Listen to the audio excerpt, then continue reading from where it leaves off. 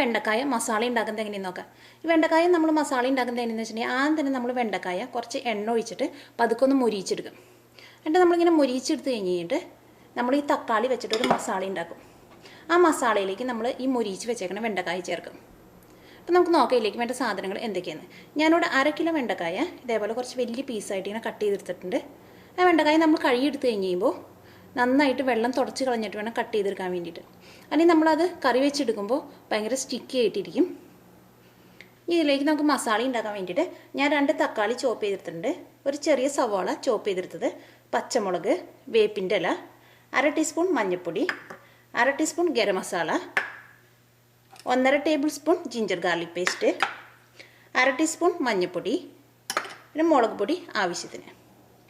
ഇതിനകത്ത് നിന്ന് നമ്മൾ കുറച്ച് മുളക് പൊടിയും കുറച്ച് സവാളയും പച്ചമുളകും കൂടിയിട്ട് നമ്മൾ ഈ വെണ്ടക്കായ നമ്മൾ ഏറ്റവും ആദ്യം മൊരിയിച്ചെടുക്കുമ്പോൾ അതിലേക്ക് നമുക്ക് വേണം.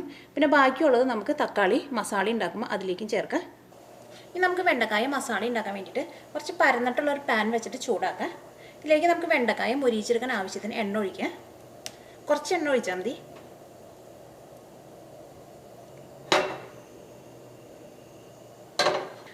ഈ വെണ്ടക്കായ നമ്മൾ മൊരിയിച്ചെടുക്കാൻ വേണ്ടിയിട്ട് ഒരു ലോ ഫ്ലെയിമിൽ ഇട്ടിട്ട് വേണം മൊരിയിച്ചെടുക്കാൻ വേണ്ടിയിട്ട്. അപ്പോൾ കുറച്ച് എണ്ണ ഒഴിച്ചാൽ മതി. കുറച്ച് കൂടുതൽ സമയം എടുത്തിട്ട് വേണം ഇത് മൊരിയിച്ചെടുക്കാൻ വേണ്ടിയിട്ട്. നമ്മുടെ എണ്ണ നന്നായിട്ട് ചൂടായിട്ട് ഇതിലേക്ക് നമുക്ക് വെണ്ടക്കായ ഇടാം.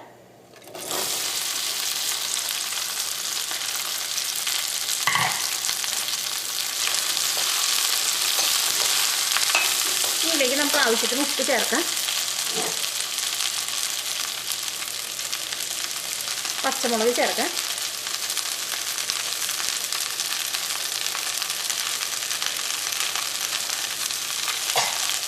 നമ്മൾ എടുത്ത് വെച്ചേക്കണം സവോളയിൽ നിന്ന് കുറച്ച് സവോള നമുക്കിപ്പോൾ ചേർക്കാം.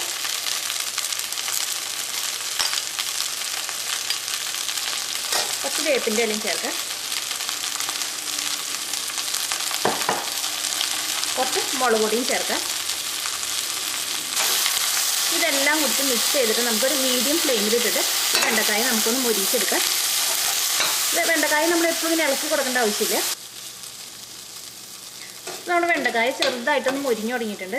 എന്നാലും ചെറുതായിട്ട് സ്റ്റിക്കി ആയിട്ടാണ് വെണ്ടക്കായ ഇപ്പോൾ ഇരിക്കുന്നത്. അത് നന്നായിട്ട് മൊരിഞ്ഞ് കഴിഞ്ഞ് കഴിയുമ്പോൾ ആ വെണ്ടക്കായുടെ ഒട്ടലേക്കൊന്ന് മാറും. നമുക്ക് ഒന്നും കൂടി ഒന്ന് മൊരിയിച്ചെടുക്കാം വെണ്ടക്കായ. അപ്പോൾ നമ്മുടെ വെണ്ടക്കായ റെഡി ആയിട്ടുണ്ട്.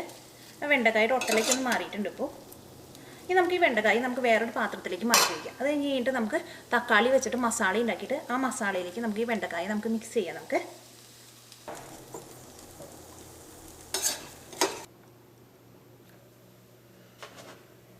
ഇനി നമുക്ക് തക്കാളി ഇട്ടിട്ട് നമുക്ക് മസാല ഉണ്ടാക്കാം. അതിന് വേണ്ടിയിട്ട് നമുക്ക് ഈ സെയിം പാനിൽ തന്നെ നമുക്ക് കുറച്ച് എണ്ണ ഒഴിക്കാം. നമുക്ക് ചൂടായ എണ്ണയിലേക്ക് നമുക്ക് ആദ്യം നമുക്ക് സവാളയും വേപ്പിൻ്റെ ഇല ഇടാം. ഈ സവാള പതുക്കെ ഒന്ന് കളർ മാറി തുടങ്ങുമ്പോൾ നമുക്ക് ഇതിനകത്തേക്ക് ജിഞ്ചർ ഗാർലിക് പേസ്റ്റ് ചേർക്കാം.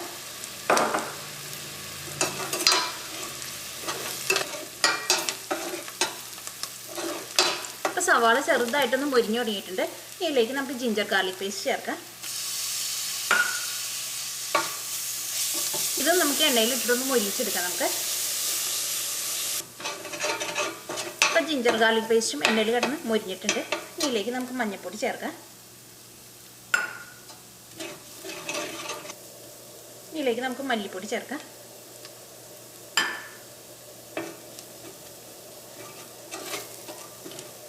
അപ്പം മല്ലിപ്പൊടിയും എണ്ണയിൽ കിടന്ന് മുരിഞ്ഞിട്ടുണ്ട്. ഇതിലേക്ക് നമുക്ക് മുളക് പൊടി ചേർക്കാം. ഗരം മസാല ചേർക്കാം.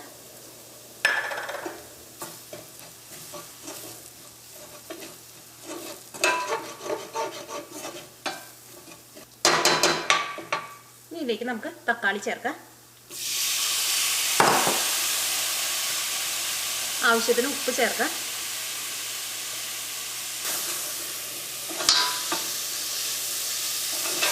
ഇതെല്ലാം കൂടിയിട്ട് മിക്സ് ചെയ്തിട്ട് നമുക്ക് മൂടി വെച്ചിട്ട് ആദ്യം തന്നെ നമുക്ക് തക്കാളി ഒന്ന് വേവിച്ചെടുക്കാം. നമുക്കൊരു മീഡിയം ഫ്ലെയിമിൽ ഇട്ടിട്ട് തന്നെ വേവിക്കാം തക്കാളി. നമുക്ക് മൂടി വയ്ക്കാം. നമുക്ക്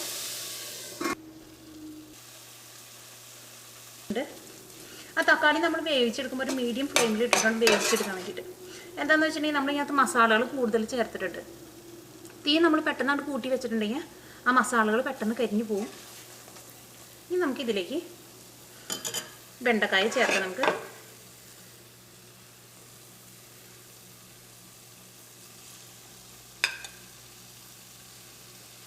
എല്ലാം കൂടിയിട്ട് നമുക്കൊന്ന് മിക്സ് ചെയ്യാം. നമുക്ക്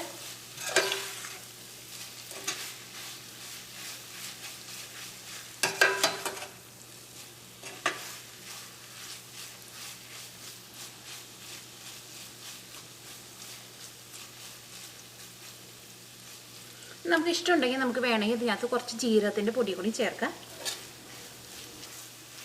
അതുകൊണ്ട് വെണ്ടക്കായയിലേക്ക് ഈ മസാലകളൊക്കെ നന്നായിട്ട് മിക്സ് ആയിട്ടുണ്ട്. നമുക്ക് തീ ഓഫ് ചെയ്യാം.